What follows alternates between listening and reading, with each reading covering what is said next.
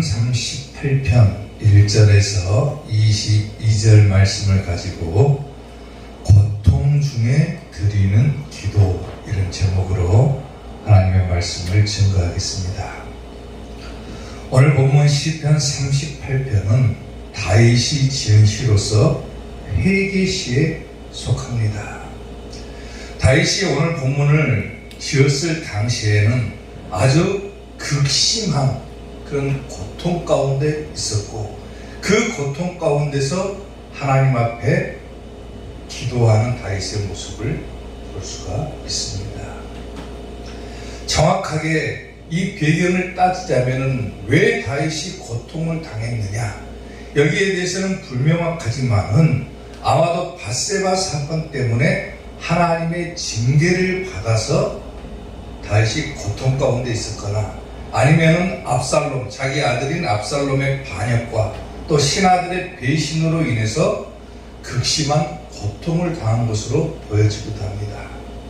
중요한 것은 다윗이 이 시를 지을 당시에는 아주 심한 고통 가운데 있었다라는 거예요.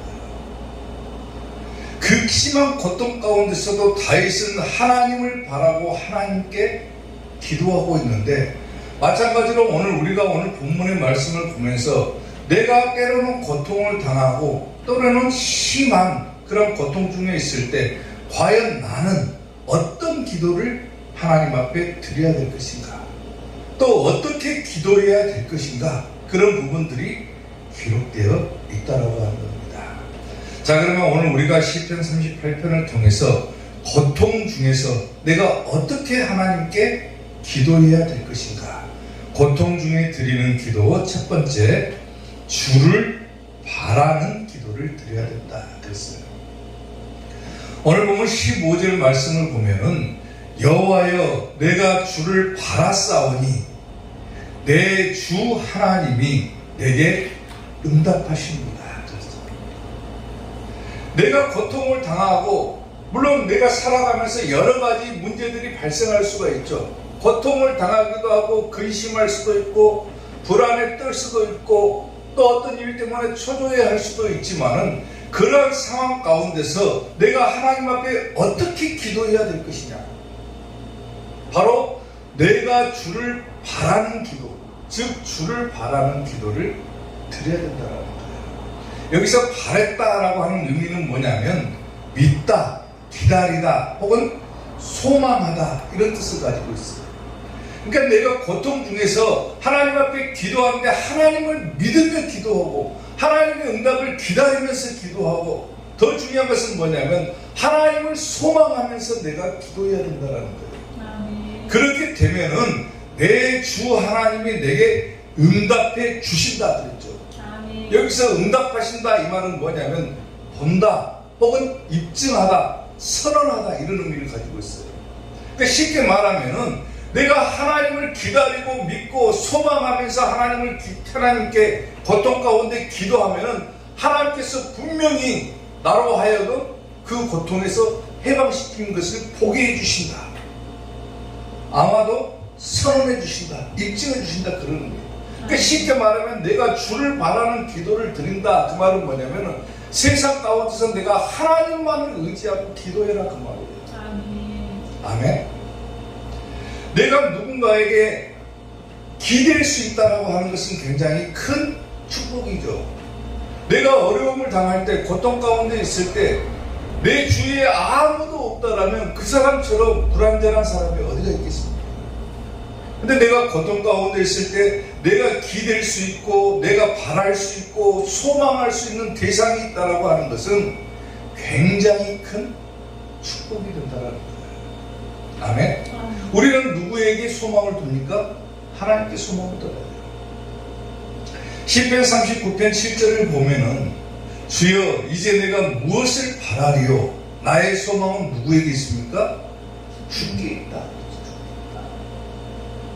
아무리 내가 세상을 살면서 힘들고 고통 가운데 있다고 할지라도 내가 기댈 수 있는 하나님이 있다라면은, 내가 바랄 수 있는 하나님이 있다라면은 당연히 그 바람과 소망은 누구에게 둬야 됩니까? 하나님께 둬야 돼요. 아멘. 시편 138편 3절을 보면은 내가 간구하는 날에 주께서 응답하시고 그랬어요. 간구하는 날, 기도하는 날에 극심한 고통 가운데서 하나님 앞에 기도해 보세요. 내가 간구하는 날에 하나님께서 내게 응답해 주실 것이고 아멘. 내 영혼에 힘을 주시고 아멘. 나를 강하게 해 주신다라고. 아멘. 아멘. 고통 가운데 낙심하고 절망에 빠져들 것이 아니라 오히려 하나님께 소망을 두고 기도하는 여러분들이 되시기를 주님의 이름으로 축원합니다. 아멘. 어떤 목사님이 팔레스틴 지방으로 유학을 갔답니다. 유학을 가가지고 거기에서는 양을 치는 목동들이 많잖아요. 양들도 많고. 그 목사님이 한 가지를 발견하고자 양치기들과 또 양의 생태를 좀 파악해 보기 위해서 한동안 그들과 함께 살았다고 그래요. 유학을 가가지고. 하루는 그들과 함께 지냈는데 갑자기 어느 날 폭풍우가 몰아칩니다. 사방에 흩어져 있던 양치기들과 양들이 동굴 안으로 전부 피신을 하게 되는데 그 마을에는 동굴이 하나밖에 없어가지고 이 양치기들 뭐 저 양들 다 섞여가지고 한 동굴로 피신하게 된 거예요. 근데 여기서 그 목사님이 궁금증이 하나 생기더랍니다. 폭풍우가 그치고 양들이 각자 자기 양떼들을 따라서 나가야 될 텐데 과연 양들이 자기 양치기, 자기 목동을 알아보고 과연 따라갈까? 이런 의문이 들더라는 거예요. 근데 놀랍게도 폭풍우가 그치고 양들의 생태를 딱 관찰하는데 양치기 한 명이 혼자 노래를 부르면서 먼저 나가더랍니다. 그랬더니 그 양치기가 기르는 양들이 자기 주인의 목소리를 알아듣고 전부 다 따라가는 거예요. 좀 있다가 다른 양치기가 노래를 부르면서 나가니까 막 뒤섞여 있던 양들 사이에서도 자기 주인의 목소리를 알아보고 양들이 뒤따라가더라는 거예요. 하나도 섞이지 않고 각자 갈 길들을 다 가더라는 거예요. 그거 보고 굉장히 놀랐다는 거예요. 왜 이런 예화를 드냐면은 때로는 우리가 하나님을 믿는다라고 신앙생활을 하고 살아가잖아요. 나는 하나님을 믿는 사람입니다. 나는 예수님을 믿는 사람입니다. 나는 오직 소망을 하나님께 두고 살아갑니다.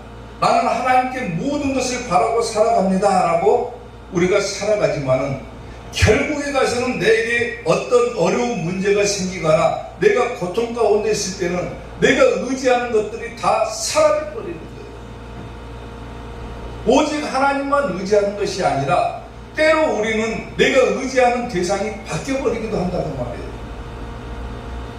어떤 사람은 돈을 의지하기도 하고 어떤 사람은 내 주변의 사람들을 의지하기도 하고 또 어떤 사람은 자기가 가지고 있는 능력을 의지하기도 하고 또 어떤 사람은 내가 지금껏 살아왔던 그런 경험들을 의지하기도 한다는 말이에요. 문제가 생기고 고통이 생기면 오직 하나님께 소망을 두고 하나님을 바라고 기도하면 반드시 응답해 주시겠다라고 말씀하고 있음에도 불구하고 내가 하나님을 믿는다 하면서도 정작 나는 어려운 문제가 생기면 하나님을 외면해버리는 거예요. 그게 문제다. 막 뒤섞여 있는 틈 사이에서도 자기 주인의 목소리를 알아듣고 따라가는 그 양들처럼 오늘 우리가 하나님의 음성에 귀를 기울이고 내가 어렵고 고통 가운데 있을 때 하나님의 음성을 듣고 뒤따라갈 수만 있다면 우리는 문제없이 하나님께서 예비하신 곳에 들어갈 수 있다는 겁니다. 아멘. 아멘. 아멘. 사랑하는 성도 여러분, 사람은 살아가면서 여러 가지 문제들이 다가오기도 합니다. 때로는 기쁜 일이 생기기도 하고 슬픈 일이 생기기도 하고 때로는 고통 가운데 놓일 때도 있죠. 그럴 때마다 우리는 자꾸 다른 데서 그 해결점을 찾으려고 하지 말고 오직 우리의 소망을 누구에게 돌아? 하나님께 돌아. 그리고 오직 하나님을 믿고 바라보고 소망하고 하나님을 바라고 그분 앞에서 기도하기만 하면은 반드시 내 하나님께서 그 고통이 해결되는 것을 보게 해주신다. 그런 믿음으로 나아가는 것이 참 신앙인이 가져야 될 자세라는 거예요. 아멘. 하나님 앞에 고통 중에 놓여있는 성도들이 있다면 하나님을 바라고 모든 마음을 하나님께 두고 소망하고 그렇게 기도할 때 반드시 응답되어지는 역사가 있게 되기를 주님의 이름으로 축원합니다. 고통 중에 드리는 기도 두 번째, 죄악을 아뢰는 기도를 드려야 된다 그랬어요. 오늘 보면 18절 말씀을 보면은 내 죄악을 아뢰고 내 죄를 슬퍼합니다 그랬죠. 내가 고통 가운데 놓여있다. 때로 어떤 문제가 발생했다. 먼저 생각해 봐야 될 것이 있죠. 혹시나 그것이 내 죄 때문이 아닌가. 오늘 본문의 배경시가 그러잖아요. 다윗이 정확하지는 않지만은 아마도 다윗이 바세바 사건 때문에 하나님 앞에 징계를 받아가지고 고통을 당했을 수도 있고 또 자기 부하들의 배신으로 고통을 당했을 수도 있지만은 다윗은 고통 가운데 놓여있을 때 하나님 앞에 기도하면서 뭘 하냐면은 내 죄를 아랬다 그랬어요. 아랬다. 혹시나 내가 죄를 하나님 앞에 짓지 않았을까? 내가 어떤 부분에 있어서 하나님께 잘못하지 않았을까? 내 죄악을 아뢰고 내 죄를 슬퍼했다 그러죠. 그 말은 곧 뭐 했다는 겁니까? 회개했다는 말이에요. 회개했다. 아멘. 여기서 내 죄악을 아뢰다 그랬는데 아랬다라고 하는 얘기는 뭐냐면 고백했다 그 말을 고백했다. 혹은 자세하게 이야기하다 이런 의미를 가지고 있어요. 그러니까 하나님 앞에 고통 가운데 있을 때 다윗이 하나님 앞에 어떻게 기도했냐면은 자기의 죄악을 고백하고 자기의 죄악에 대해서 자세하게 하나님 앞에 이야기했다는 말이에요. 자기의 모든 죄를 숨기지 않고 자세히 얘기했다. 그리고 내 죄를 슬퍼했다 그랬죠. 슬퍼했다. 죄에 대한 슬픔이 있었다 그래요. 여기서 슬퍼했다라고 하는 말은 뭐냐면 근심했다. 혹은 두려워하면서 후회했다 이 말이에요. 후회하며 두려워했다. 사랑하는 성도 여러분, 때로는 고통 가운데 놓여있으면 먼저 짚어봐야 될 문제가 한 가지가 있죠. 그게 뭐냐면 내 죄가 무엇인가. 행여나 내 죄 때문에 내가 고통을 당하고 있지는 않은가. 하나님 앞에 내가 죄를 숨기고 있는 것은 아닌가. 내 죄가 있다면 그 죄에 대해서만큼은 하나님 앞에 자세하게 이야기해야 되고 또 내 죄를 슬퍼했다겠죠.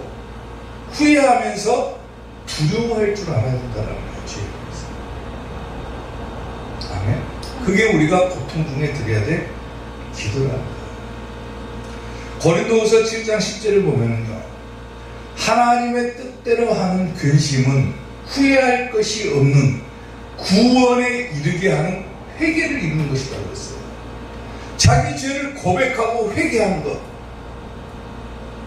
후회하지 않는다. 후회하지 않고 구원에 이르게 한다 그거죠. 그러나 세상의 근심은 뭘 이룹니까? 사망을 이룬다. 잠언 28장 13절 말씀을 보면은 자기의 죄를 숨기는 자는 형통하지 못한다 그랬죠. 하나님 앞에 나와서도 자기의 죄를 고백하지 못하고 숨기고 있는 자는 형통하지 못한다. 그러나 죄를 자복하고 버리는 자는 불쌍히 여김을 받으리라 그랬죠. 축복받는다 그 말입니다. 아멘. 내가 고통 가운데 놓여있으면은 행여나 내게 어떤 문제가 발생하면은 하나님 앞에 먼저 나와서 해야 될 기도가 뭐냐면 회개기도라는 거예요. 회개가 가장 먼저 선행돼야 되는 거예요. 기도 가운데서. 이 회개가 이루어지지 않으면은 절대로 하나님께로부터 불쌍히 여김을 받지 못하고 천국 문에 이르지 못한다는 거예요. 세례 요한도 그랬고 예수님도 그랬고 사역을 시작하면서 가장 처음으로 했던 말이 뭡니까?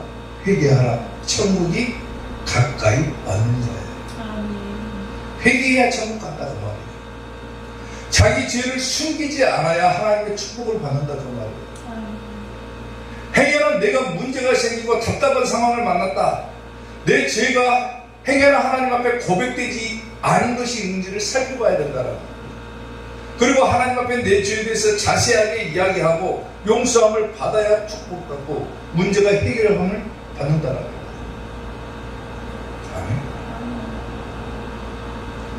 예수님을 잘 믿는 사람과 또 예수님을 믿지 않는 사람이 두 사람이 어느 날 길을 걸어가고 있었습니다. 길을 걸어가다가 예수님을 잘 믿는 사람이 돌불에 걸려가지고 그만 넘어져 버렸습니다. 무릎에서 피가 터지는 거예요. 순간 마음에 욱 하는 생각이 들어가지고 누가 여기다 돌멩이를 갖다 놨는가? 욕을 살찌없이 해드리기 시작합니다. 예수님을 믿는 사람. 한참을 욕하다가 너무 아프니까 욕이 나오는 거예요. 욕하다가 한참을 욕하다가 문득 든 생각이 뭐냐면 내가 예수님을 믿는 사람인데 이렇게 욕을 하면 안 되겠구나. 그리고 그 즉시 하나님 앞에 그 사람이 회개를 합니다. 주님, 제가 너무 아파가지고 순간적인 마음에 욱해가지고 막 욕을 해댔습니다. 예수님을 믿으면서 산다는 것이 이렇게 너무나도 힘이 드네요. 딱 회개기도를 한 거예요. 회개. 그런데 옆에 있던 예수님을 믿지 않는 사람이 한마디를 툭 던집니다. 뭐라고 던지냐면 뭘 그런 것까지 회개하고 사나? 아니 사람이 지나가다가 돌에 걸려갖고 넘어지면은 욕도 할 수 있고 또 성질나면 한마디 할 수도 있지 뭘 그런 것까지 회개하고 사나? 좀 인생을 편하고 자유롭게 살게. 여러분들은 어떤 생각이 듭니까? 때로 우리가 세상을 살아가면서 갑자기 내가 예기치 못한 상황을 만나거나 또 내가 갑자기 어떤 문제가 딱 발생하면 순간적으로 사람이라면 당연히 그런 생각이 들 거예요. 욱하는 마음이 들어요. 그리고 갑자기 불평하고 원망을 하기 시작할 겁니다. 그게 사람의 심리예요. 그렇지 않은 사람이 있다면 그 사람은 성자겠죠, 성자. 지나가다가 갑자기 누구한테 뒤통수 한 대 맞았다고 생각을 해보세요. 욕 나옵니까? 안 나옵니까? 욕 나오겠죠. 근데 그런 것까지 다 회개하고 살아가려면 그 인생이 얼마나 복잡하겠습니까? 그래서 예수님을 믿지 않는 그 친구가 그런 말을 하는 거예요. 뭘 그런 것까지 다 회개하고 사나? 조그만 잘못에 대해서는 그냥 좀 넘어가지 뭘 그런 것까지 다 회개하나? 좀 편하게 살게. 사랑하는 성도 여러분, 이처럼 우리가 죄에 대해서는 특히나 아주 조그마한 죄에 대해서는 무감각할 때가 많죠. 그냥 이 정도 가지고 내가 뭔 죄라고 볼 수가 있겠느냐. 거작 이 정도 했는데 이게 무슨 죄가 되겠느냐. 거기에 대해서는 무감각해버립니다. 그런데 죄에 대해서 민감하다라고 하는 것은 굉장히 좋은 일인 거예요.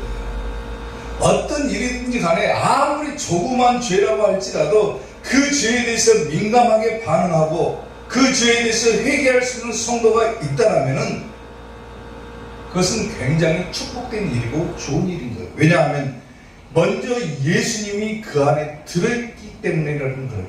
그게 증거가 되기 때문에 그런 거예요. 자기 속에 예수님이 들어있으면은 조그만 죄에 대해서는 민감할 수밖에 없는 거예요.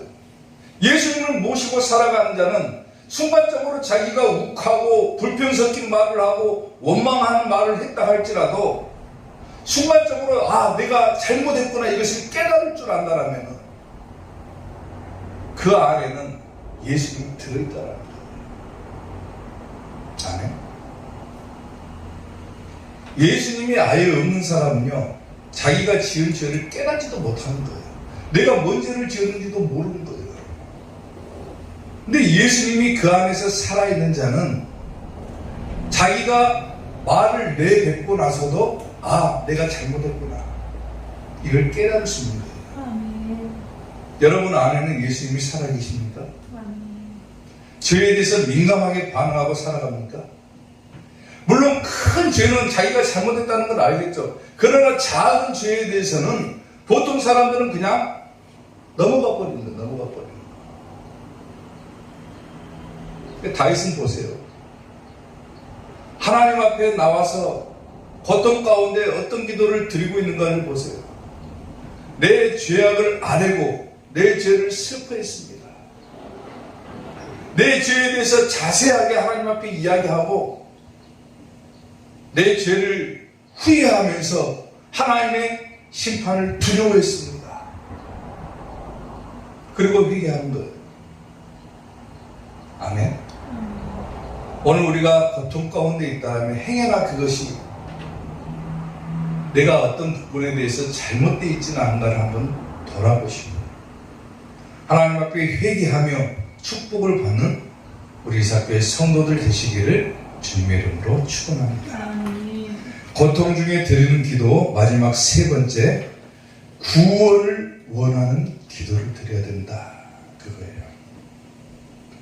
오늘 보면 22절 말씀을 보면은 속히 나를 도우소서 주 나의 구원이시여 그러죠.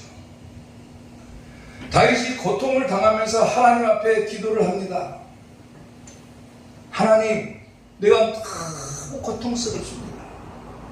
그럼에도 불구하고 나는 오직 하나님을 의지하면서 기도합니다.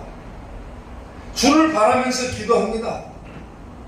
그리고 기도하는 와중에 내 죄가 무엇인지를 깨달았고 그 죄를 하나님 앞에 자세하게 이야기하고 그 죄에 대해서 내가 죄를 지은 것에 대해서 후회하고 두려워하면서 하나님 앞에 기도합니다. 내가 이렇게 기도할 테니 주님 나를 좀 도와주십시오.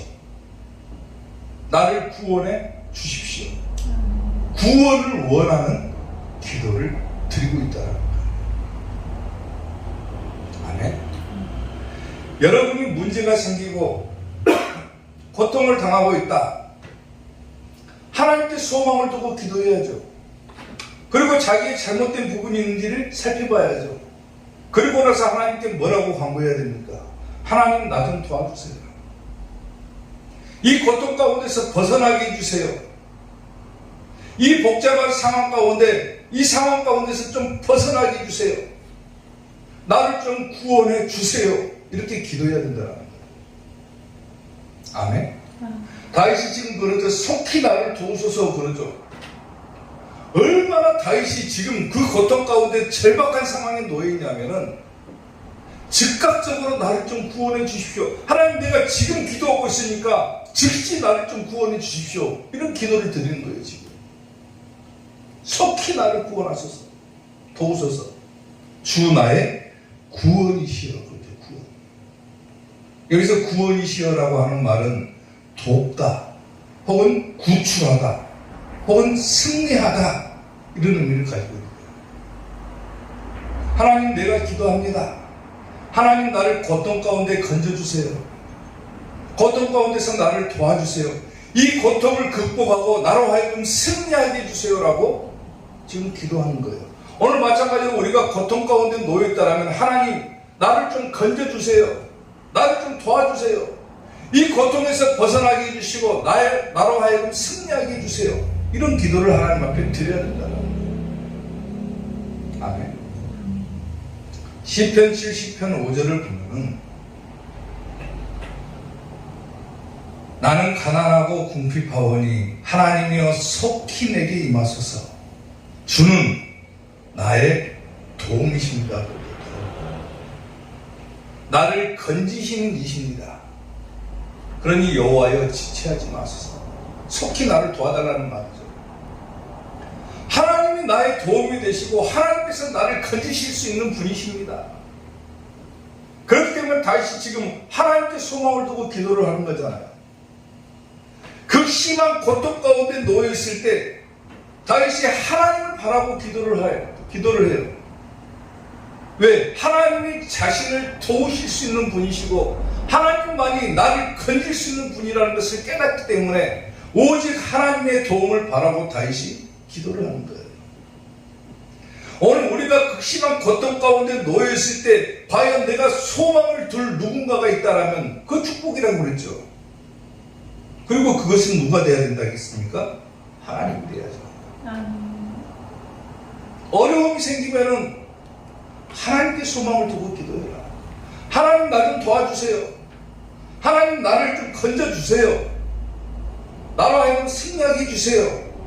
하나님만이 나의 도움이시고 나를 건지실 수 있는 분이십니다. 이런 기도, 구원을 원하는 기도를 드려야 된다 그 말이에요. 이사야 12장 2절을 보면은 보라 하나님은 나의 뭐다? 구원이시라 그랬죠. 구원. 하나님은 나의 구원이시다.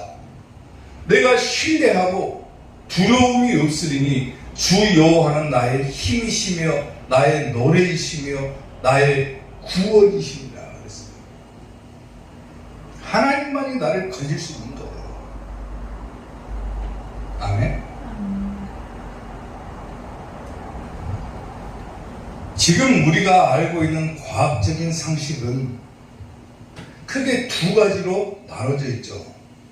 하나는 창조론이 있고 하나는 진화론이 있습니다.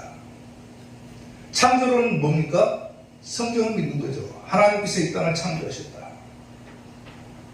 그리고 그것을 잘 깨닫지 못하고 입증해내지 못하니까 수많은 사람들이 다른 부류에 빠져듭니다. 그것이 뭐냐면 진화론이에요. 진화론. 인간은 스스로 진화했다 그거예요. 저도 학교 다닐 때 배웠던 것이 뭐냐면은 인간은 점점 진화한다. 처음에는 원숭이였는데 나중에 진화해가지고 사람이 됐다. 그런 식으로 따지면 동물원 가가지고 조상님한테 절을 해야죠. 원숭이 앞에서. 근데 이 진화론을 창시했던 사람이 누구냐면은 누군 줄 아세요? 다윈이라고 하는 사람입니다. 다윈.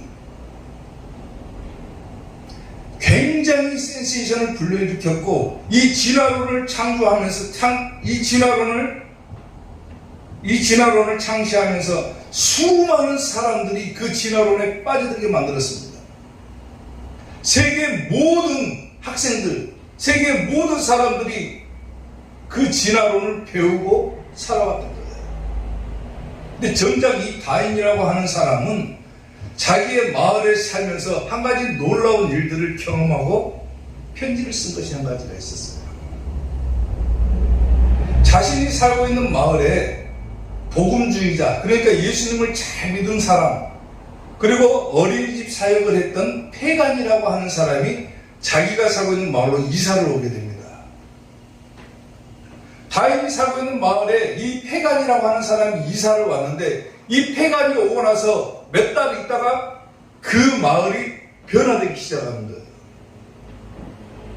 길거리에 막 술주정뱅이들, 알코올 중독자들이 막 넘쳐났던데 이 페간이라고 하는 사람이 온 다음부터 몇 달이 지나자 길거리에 술주정뱅이들이 다 사라져버리는 거예요. 알코올 중독자들이 다 사라져버립니다. 다윗이 이것을 보고 놀래가지고 그 페간에게, 예수님을 믿는 페간에게 편지를 썼어요. 편지를. 그 편지 내용이 뭐냐면은 당신은 몇 년 동안에 걸친 우리의 노력이 있었는데 그 노력을 몇 달 안에 해결한 사람입니다. 우리는 아무리 교화시키려고 해도 저 알코올 중독자들, 술 주정뱅이들을 교화시킬 수 없었지만은 당신의 도움으로 우리 마을에는 술 주정뱅이가 한 사람도 없게 되었습니다.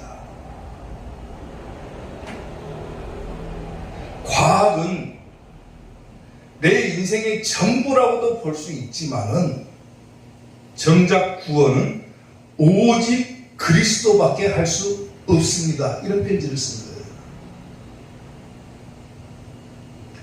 이 다윈이 진화론을 창시했다고 하지만 과학자잖아요. 과학자. 과학이 자기의 인생의 전부인 거예요. 전부. 비록 내가 과학을 굉장히 중요시하지만은 인간을 구원시킬 수 있는 분은 오직 그리스도밖에 없습니다. 이런 고백의 편지를 페간에게 보냈던 거예요. 사람이 성경을 못 깨닫고 예수님의 섭리를 깨닫지 못하면 물론 과학적인 것에 의지하고 거기에 빠져들 수도 있겠죠. 세상 것에 빠져들 수도 있겠죠. 그러나 예수님의 섭리를 깨닫고 하나님의 창조를 깨닫는다라면 정작 우리를 구원하시고 우리를 도우시고 건져내실 수 있는 분은 오직 예수님밖에 없다라고 하는 것을 깨달을 수 있다는 거예요.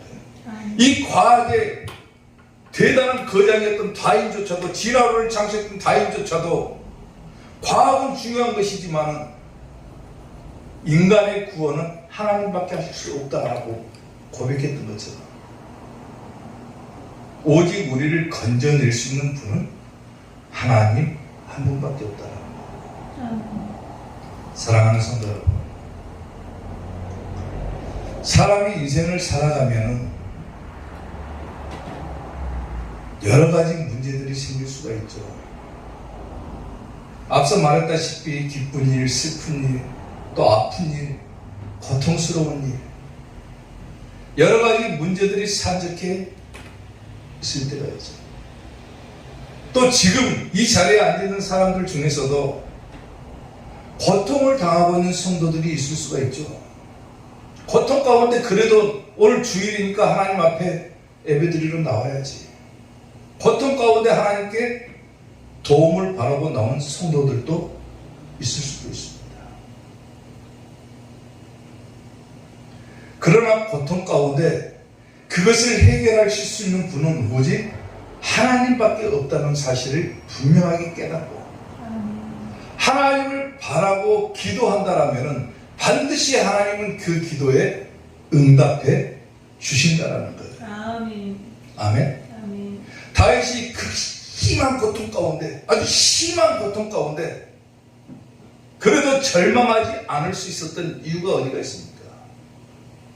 자기는 기도할 수 있는 대상이 있었다라는 거예요. 아멘. 의지할 수 있는 대상이 있었다라는 거예요. 아멘.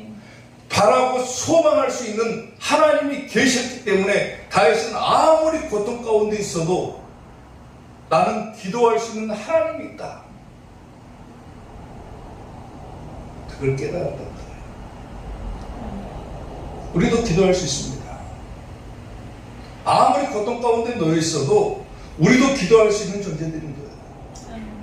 기도할 수 있는데 왜 걱정하십니까? 기도하면서 왜 염려하십니까?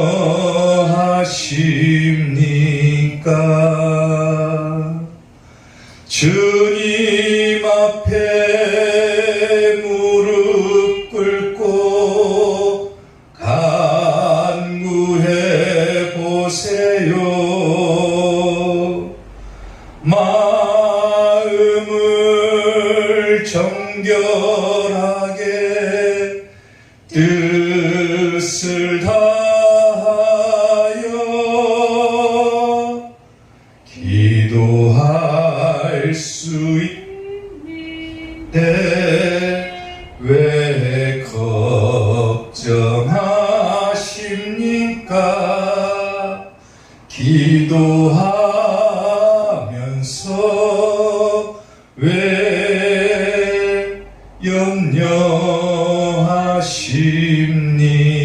염려하십니까? 아멘. 아멘. 사랑하는 성도 여러분, 오늘은 예수님께서 부활하신 부활주일입니다. 모든 사망 권세를 이기시고 부활하신 그 예수님께서 우리의 도움이 되어 주실 것이고 아멘.